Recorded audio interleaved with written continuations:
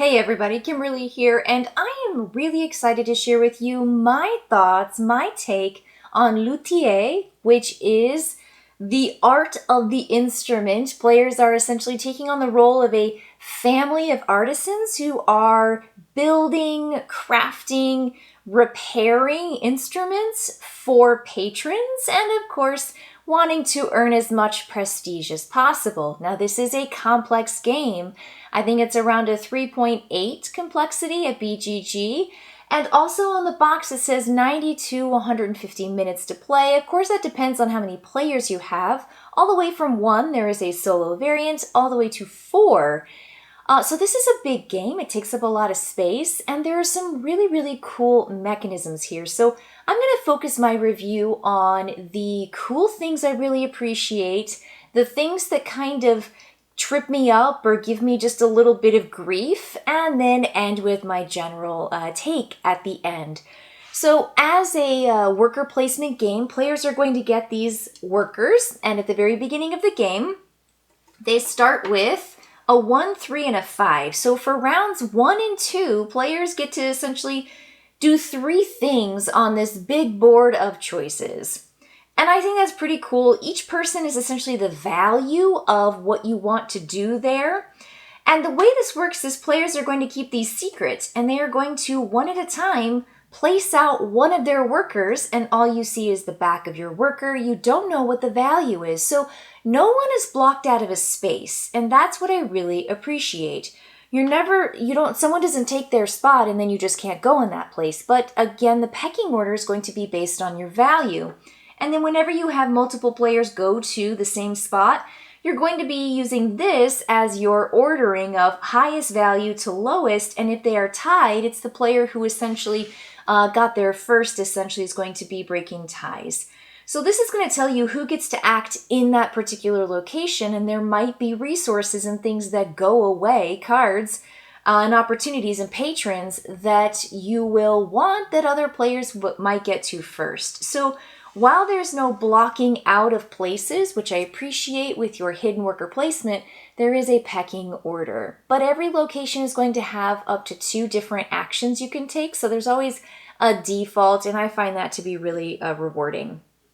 Players also have these assistants, and these assistants are going to be paired with your action discs to create more value of 1 for each of them. They're kind of skinny, so you know what they are, and you also have the picture of the assistant, and so you will pair these if you earn them. They're not available to you until you actually get them for some reason or another, maybe go to the market and pull them over to you, and these are going to assist you in your value.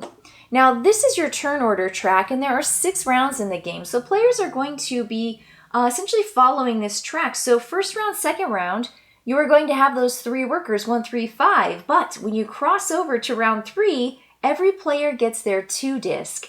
And now players get to play with 1, 2, 3, 5. And then, of course, you'll see here when you cross over from 4 to 5, every player is going to receive their 5th disc, which is a value 4. So the game is going to grow with your workers and what you get to do. And I think the face down hidden worker placement in a particular location, of which there are many on the main board that I'm not showing you, is really clever. It's really cool. And because you do it one at a time in turn order, you don't know exactly where your fellow players are going to go, when they're going to go, and how much value they're giving to that particular location. And so that's a fascinating planning turn, and I'm a big fan of planning and then the execution of it. The game I'm thinking of is Shogun or Wallenstein, where you have programming and then you just essentially do everything that you have already pre-programmed. I find that to be a really satisfying mechanism. So the other thing that I really appreciate in this game is that at the start of each turn, players are going to have patrons that they are trying to impress and that also give them really cool stuff. So this is a player board. It's just going to fill my screen at this point. And for example, I've got Paganini here.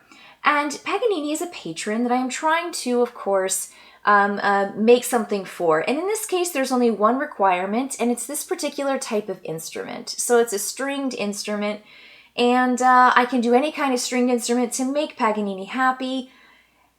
Paganini is going to give me things whenever I finish them, but every single round, at the start of the round, this cube is going to move down on this track.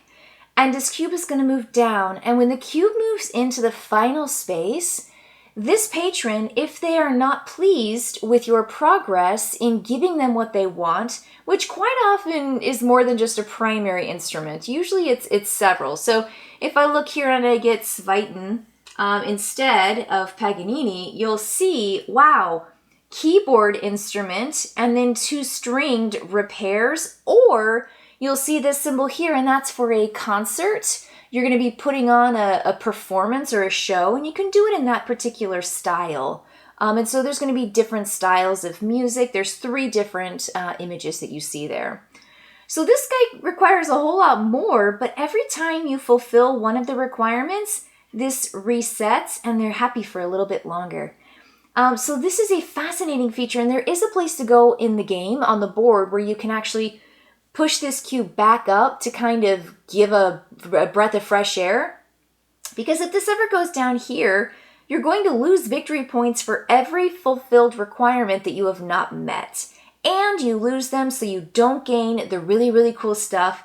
And you also don't gain the bonus that they might give you, which is here, essentially during the flame action, which is the start of the round. You're going to get round bonuses. For this guy, he's going to give you $5 every single time.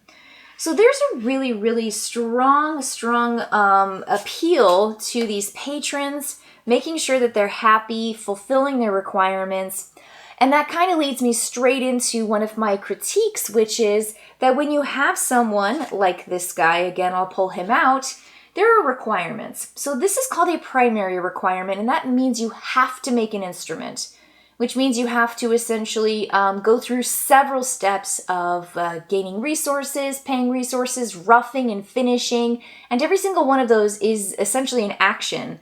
So you have to do one of these keyboards, and that has to be available in the market display. Now, these secondaries can be a variety of things. It can be an instrument, it can be a repair of an instrument that matches this, or it can be a performance that matches that symbol. So there's a lot of flexibility when it comes to the secondary, but that primary is pretty strict. And the only way you can do it, again, is by doing an instrument. So in this case, it wants some kind of percussion or piano instrument. So a timpani would work because it has the piano keys. Again, here's this card and here's that card. So he wants to have this piano. So the timpani, what you're going to do is you've got to rough it first by gaining these resources. So that's 4 total resources of 2 types. These are just the symbols for them. And then you'll see this is all 3 of the types of resources. So this is for finishing. And so these are each actions. And then you're going to gain what's down here. And of course, you're going to get first chair in the orchestra. So that's just one thing. So it might take several stages. And honestly, the cards might not shuffle. You may not see that card come up. They might all be packed into the bottom. Other players might nab the only piano or keyboards or percussion that shows up. Or if you're looking for one of the other types, it's the brass or the kind of tuba symbol right here, like the bassoon, the woodwinds. Or it might be the other one, which is the strings. Right here, there's a violin, for example. I saw that happen in my game, and one player lost a patron, and that was really over. I mean, if you lose a patron, the game is just kind of it's really hard for you to recover, especially if nobody else loses a patron. So the loss is pretty big, and it's also substantial in upcoming rounds when you have a round bonus for that particular person, or an endgame victory point that could have been really, really big. So it was stinky, and it's kind of unfortunate that you have to have your primary ingredient or your primary instrument, and that requires many stages in which you might lose your patron if you can even get the instrument in the first place. So it's a little binding, and I find that with the flexibility of the secondary requirements, has so much freedom in the kinds of ways you can fulfill it. The primary just seems particularly harsh. And my second critique of this is that the performance section seemed incredibly risky. And this game doesn't necessarily reward risk in the way that I think it rewards all the other choices in the game.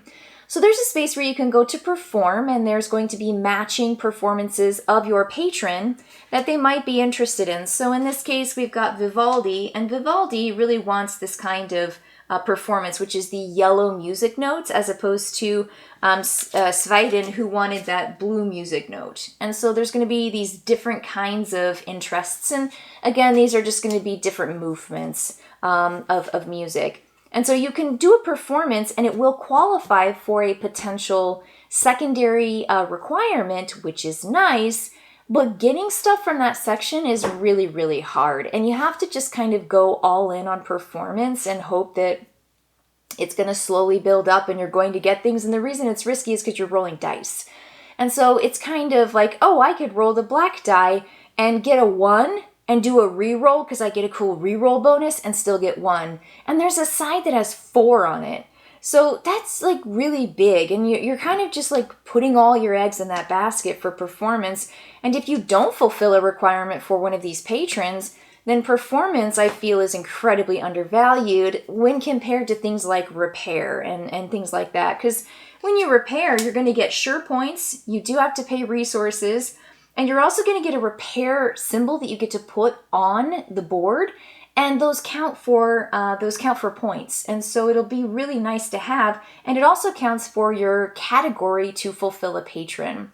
So I feel like repair is a little bit more weighted. I think that it's really hard to sometimes get those specific instruments in the instrument stack, especially if they've been shuffled and they just aren't shuffled for your direction, and or other players are nabbing things.